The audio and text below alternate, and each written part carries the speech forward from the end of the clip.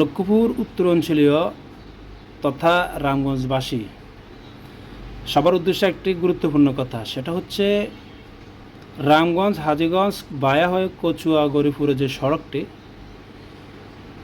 আল আরাফা যারা যাতায়াত করেন তাদের উদ্দেশ্যে কিছু কথা।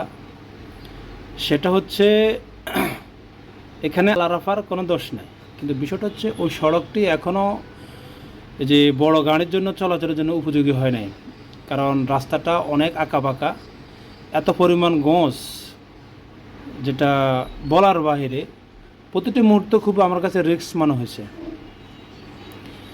আপনার জীবন আপনার জীবন খুবই গুরুত্বপূর্ণ আপনার কাছে, তাই আমি মনে করি সবাই সাবধানে এবং বিবেচনা করে চলা উচিত, কারণ যে কোনো মুহূর্তে একটা অঘটন ঘটে যেতে পারে।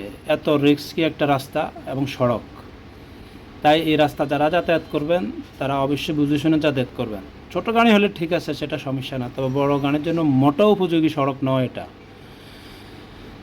তাই এটা সবার কাছে আমার এই বাণীটা যাতে পৌঁছে সবাই অবশ্যই জিনিসটা ফলো করবেন এবং বিশেষ করে যাতায়াতের দিক দিয়ে সবাই সঠিক সিদ্ধান্ত নেবেন।